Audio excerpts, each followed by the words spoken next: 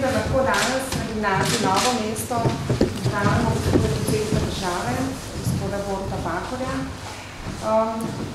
Zelo veseli smo, da ste želeli obiskati našo šolo. V soboto, 6.4.2013, je dijake novomeške gimnazije obiskal predsednik Republike Slovenije Borut Pahor. Gospod predsednik se je najprej srečal z dijaki podjetniškega krožka, ki so predstavili svoje aktivnosti in uspehe na tem področju. Na današnjem slovenskem prostoru. Mehna četica, velike sanje. In bom za na konc si drzno reči, pa uporabiti vaše besede. What a day. Tako, najlepša hvala, ker ste s tem svojim obisom v bistvu počastili nas in nam pokazali, da smo na pravi poti. Osebno ne obstaja. Dijaki so pod mentorstvom Matije Gollerja tako doma kot v tujini poželi številne uspehe. Mi moramo v naših šolah odpreti vrata podjetništva in podjetnosti. In zato tiste stvari, ki jih bomo danes slišali, želim, da bodo prerastle tudi drugod. Svoje dosežke so vodje startup podjetij povzeli v kratkih predstavitvah svojih dejavnosti. Mi smo se odločili, da ne bo ostalo samo pri ideji, ampak smo dejansko to realizirali. Šli smo na tekmovanje Ljubljana Startup, kjer so tekmovali v bistvu sami študenti ali pa diplomanti. Eni so imeli celo doktorat iz Oxforda, iz ekonomije. No in mi smo bili tam edini dijaki, ki smo bili čisto prestrašeni. Uspeli smo dobiti ene programerje in smo stvar v bistvu uresničili. In nastal je prvi prototip, preko katerega smo lahko pomerjali očala in to virtualno. Ko sem dolgo ure preživela z računalnikom in iskala najcenejšo pot, kako priti do Irske. Zdaj, jaz nimam denarja, da bi si privoščila nekaj luksuzna potovanja, ampak me pa zelo zanima raziskovanje drugih dežel. In tako sem z milijon nešteto različnimi zavihki na internetnih straneh iskala lokalne prevoznike, kako priti iz Novega mesta pa do Irske. In takrat mi je prišlo na misel, zakaj pa ne bi naredili ene spletne strani, ki bi združila 4 različne prevoze, to so avtobusi, avtomobili, vlaki in pa letala.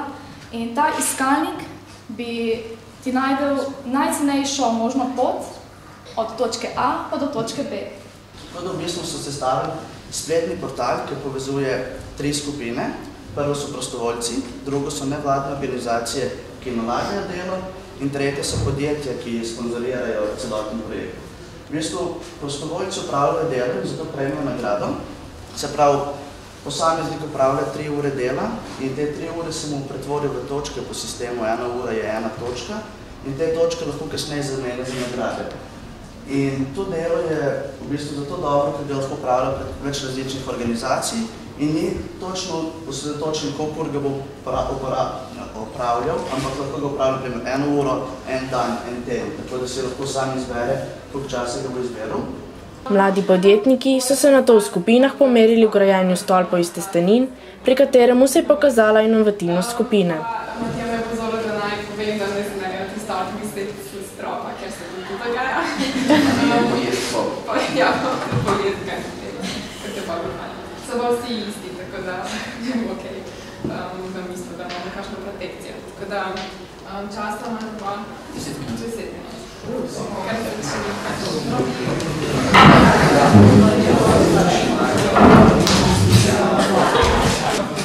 Daš mi se tega? Čist, to je res komunija in spomnje.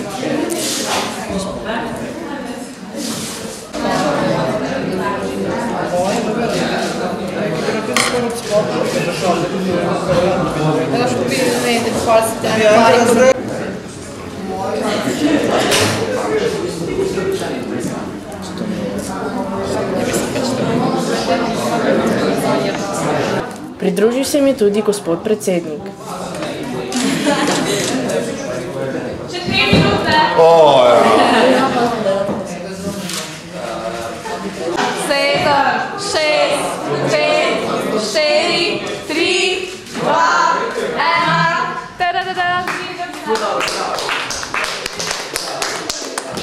Vsi stran od stolpov.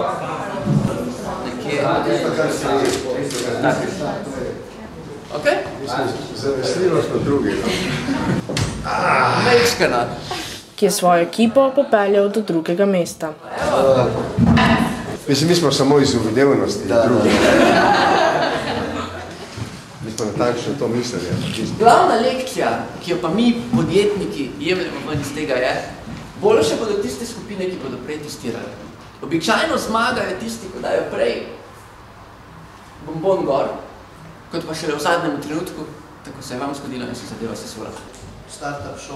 Po tekmi je sledil še pogovor s podjetniki, v katerem se je kabinet predsednika republike podrobneje seznanil z delom dijakov in njihovimi načrti za prihodnost.